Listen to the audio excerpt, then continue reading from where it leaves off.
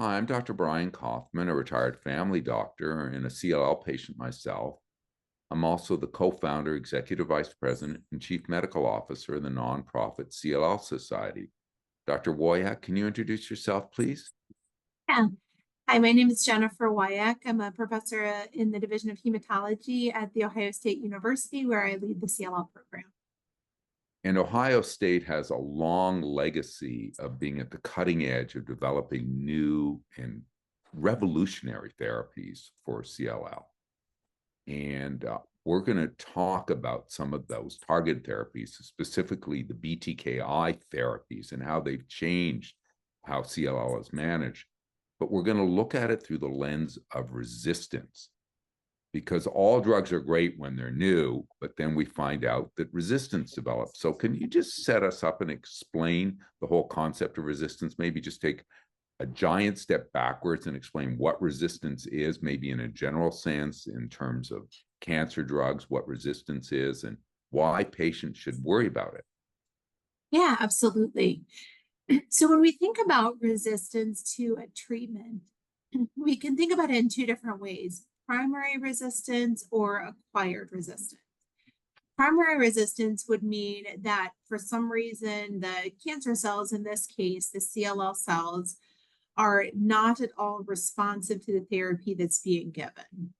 And this is something that we used to see actually in the setting of chemotherapy, for example, in patients who had a 17p deletion or a TP53 mutation. So those types of genetic abnormalities in a CLL cell would make them resistant to chemotherapy. Even if it was the very first time they were seeing that drug, Yep. they'd had no prior treatments, this was their first treatment, it just wouldn't work. The cancer would just blow right through it. Yes, absolutely. So some of these mutations, they just make the cancer cell have absolutely no sensitivity to the drug that's being given. Now, luckily, in the era of targeted therapies, when we think about drugs like BTK inhibitors, that would be ibrutinib, acalabrutinib, zanubrutinib, or drugs like venetoclax, the BCL2 inhibitor, we actually almost never see primary resistance anymore. And that's because we've now switched to drugs that are targeting really important biologic processes in the CLL cells. So at baseline, before the CLL cell has been exposed to the drug, they don't have any resistance built up.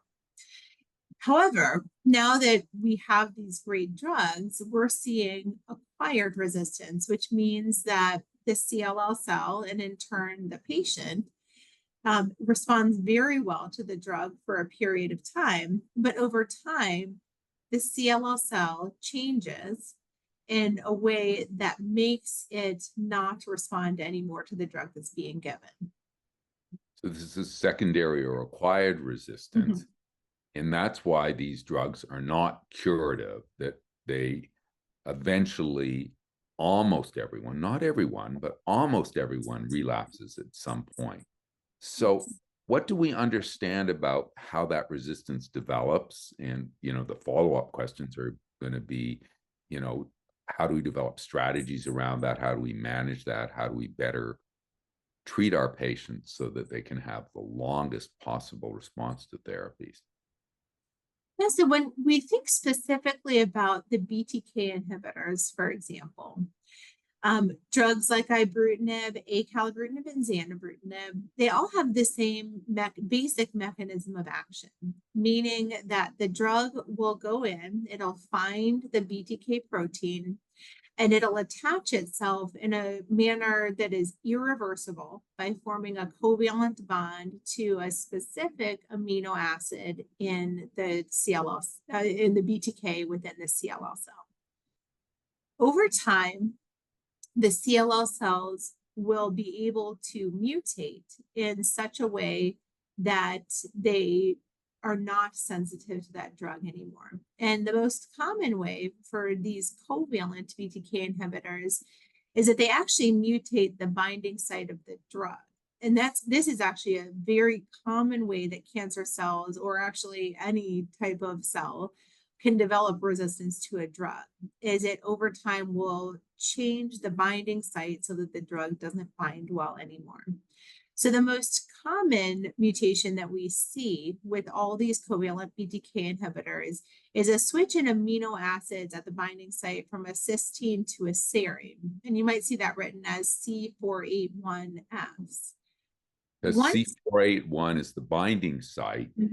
There, and when it becomes a serine instead of a cysteine, the BTK inhibitor of acalabrutinib, zanubrutinib, or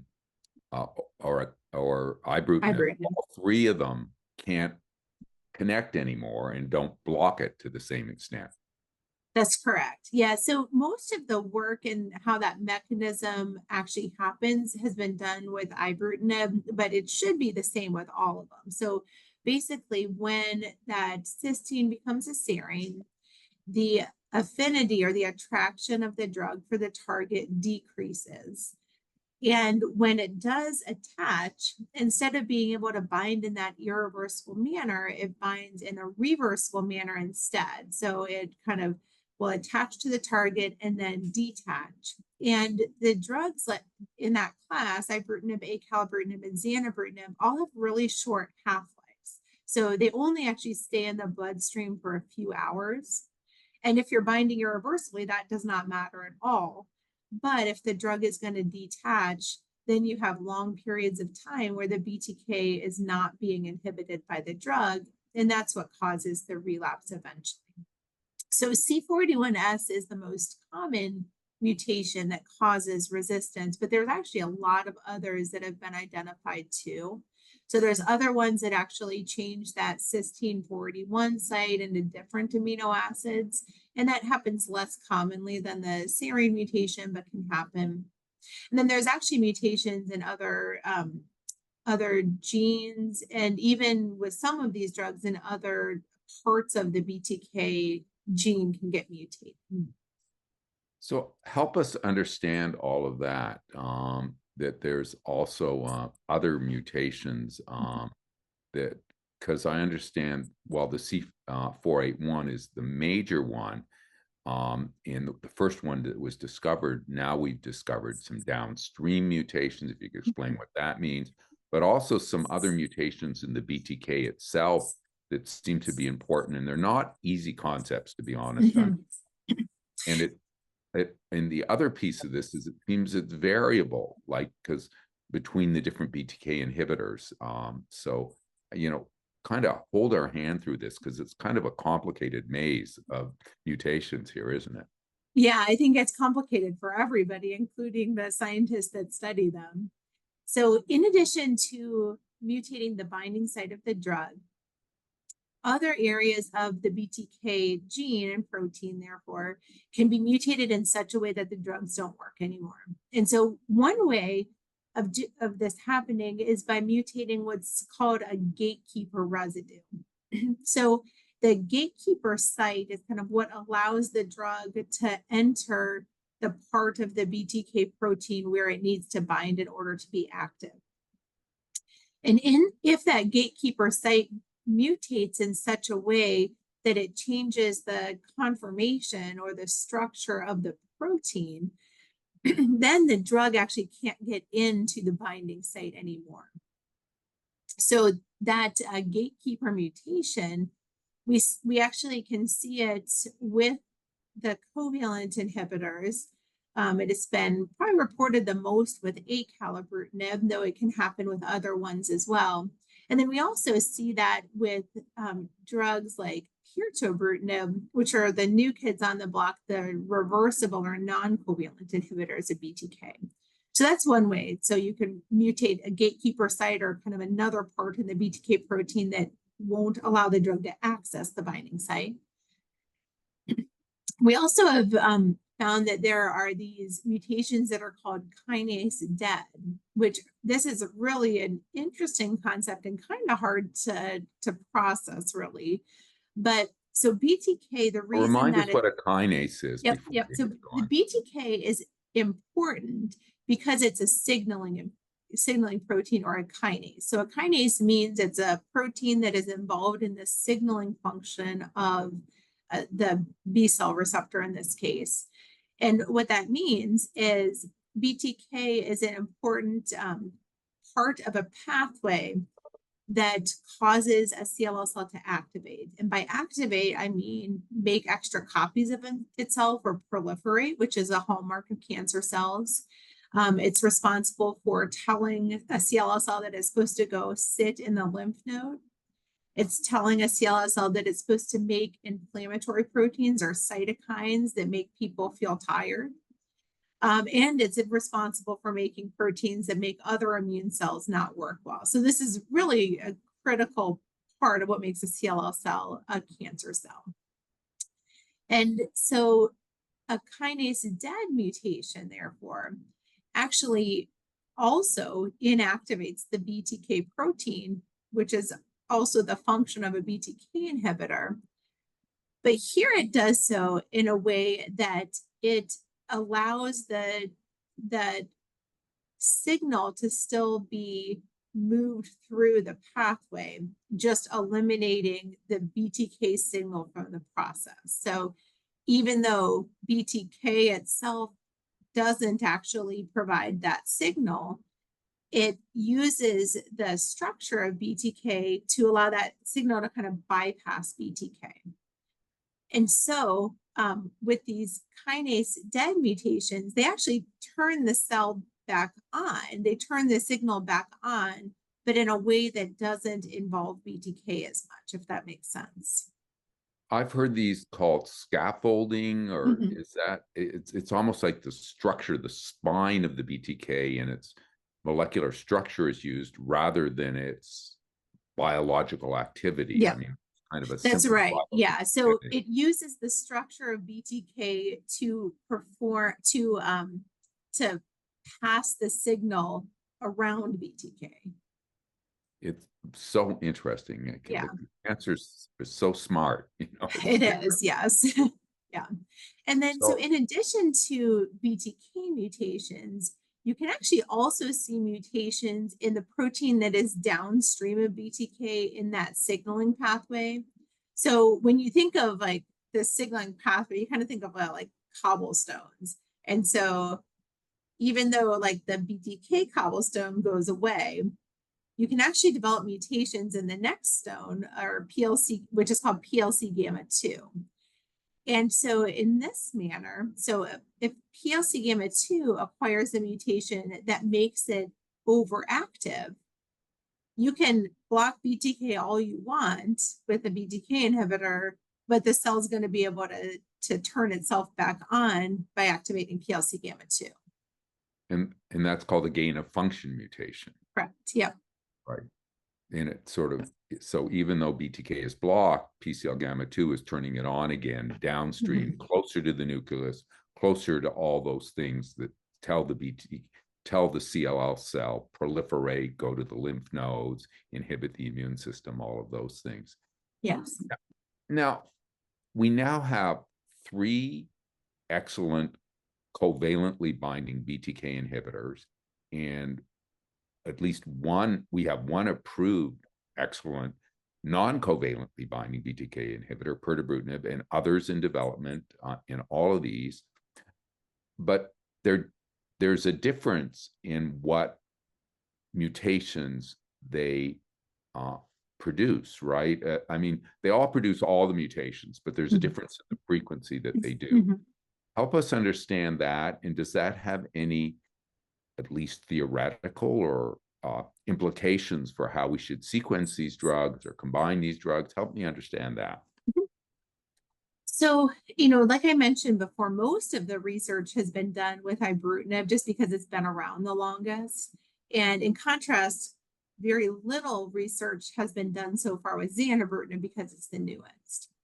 So when thinking about ibrutinib, we see mostly that C481 BTK mutation, the one that's common in all.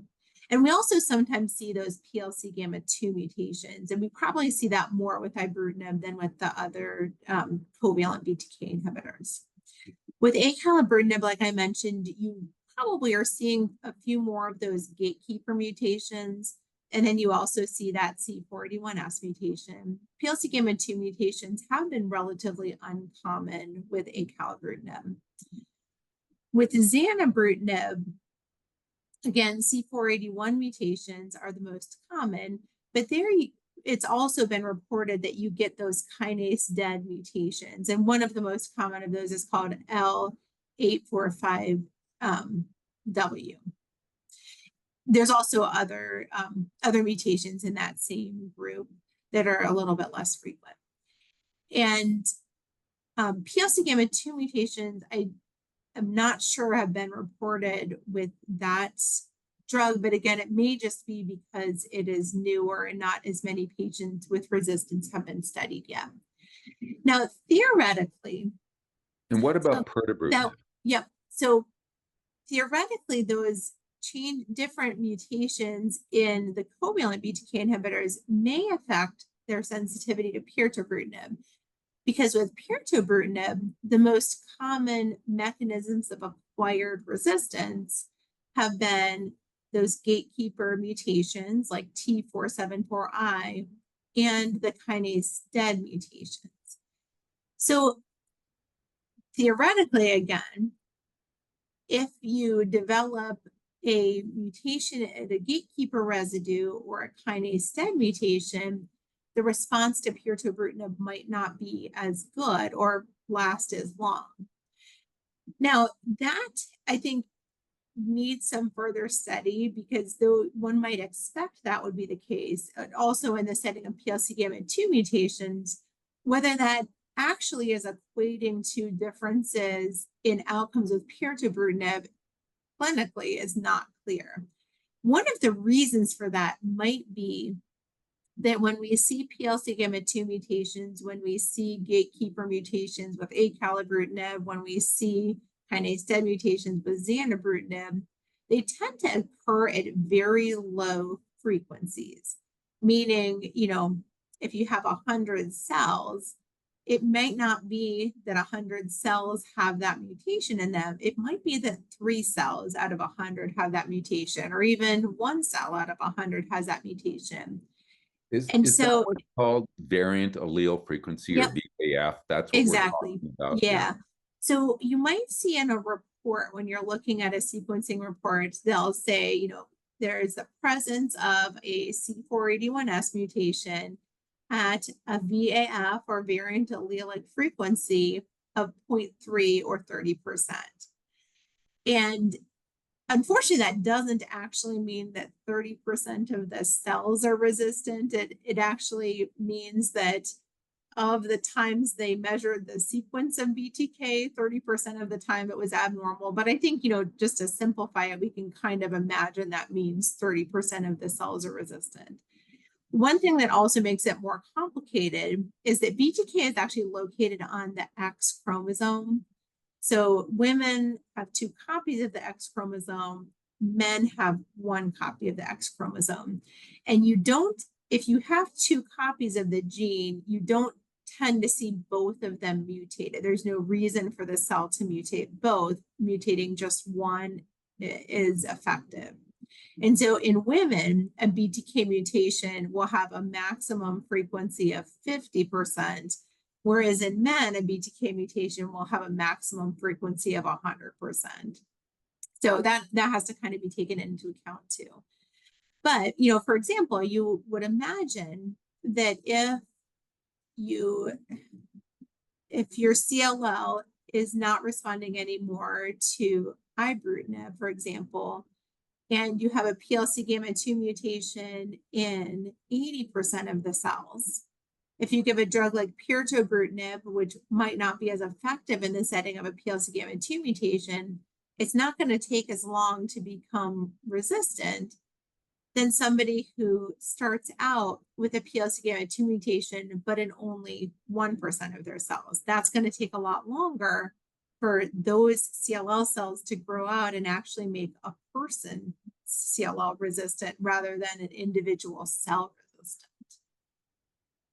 But also in theory, again, because we don't know, if we think about what mutations will be induced, it might make sense to use this drug than that drug, because if there's an overlap in those mutations, that might not be a good strategy if it takes the second drug offline. And I know that there's thoughts about what are the appropriate sequencing. Do we use use Perto first, but could that lead to problems in the other direction? I know all of this, we don't have clinical data. We just have these, I'm sure these are things that keep you awake at night. You think about this all the time. Yes. Talk to me a little bit about one of the things I find incredibly confusing is that you can have a very low level of PCL gamma 2 or C481S, and yet your cancer grows. And you think, but only, 20% of my cells have this, but the cancer is resistant.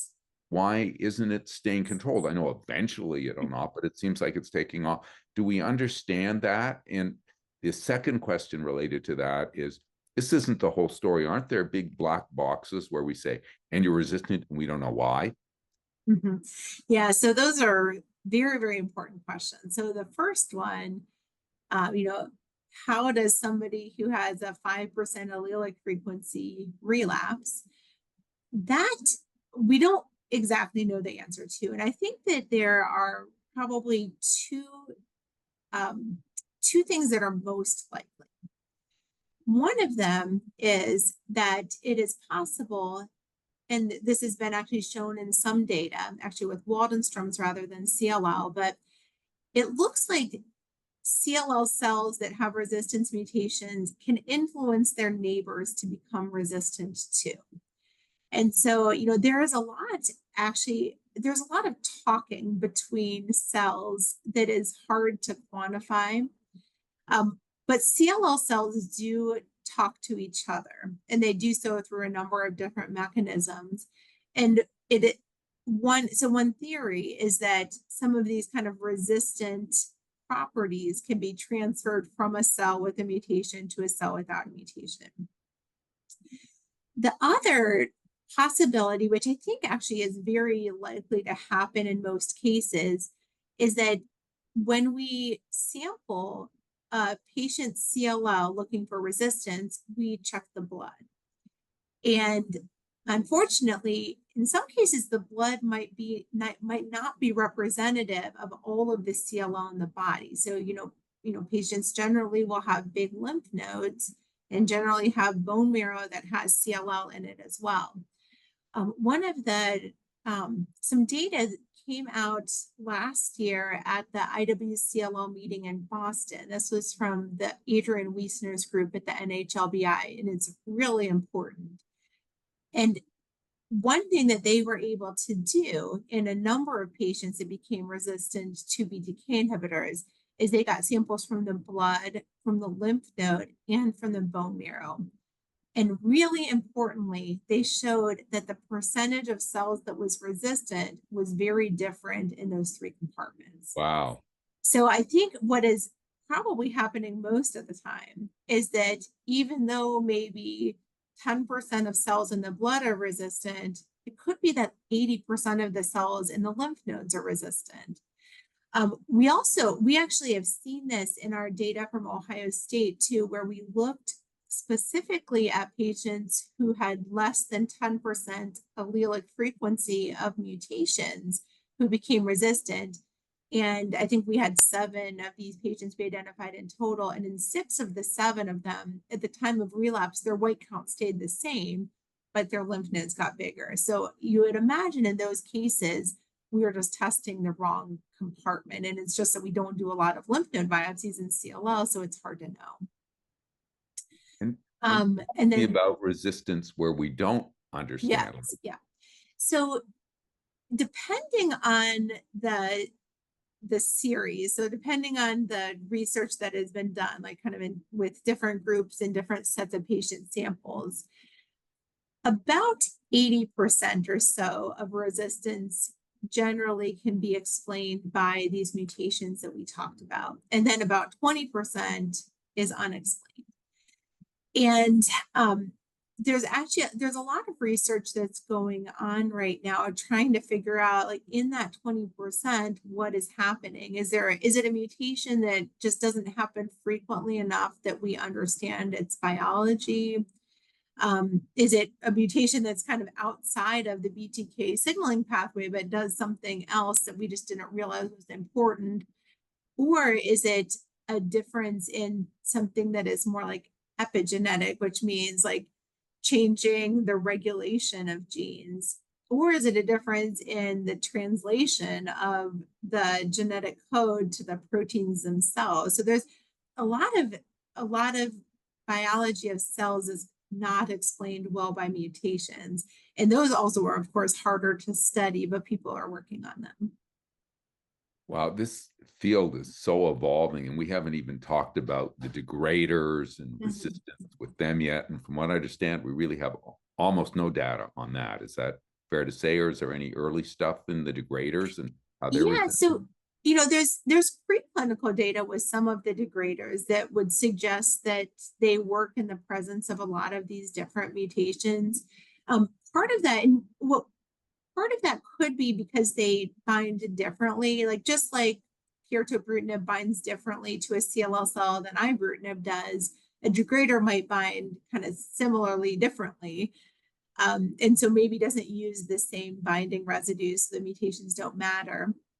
The other thing about degraders is that it's a very quick process. So with a kinase inhibitor, you kind of always need to be binding to the gene or the protein and inhibiting its activity.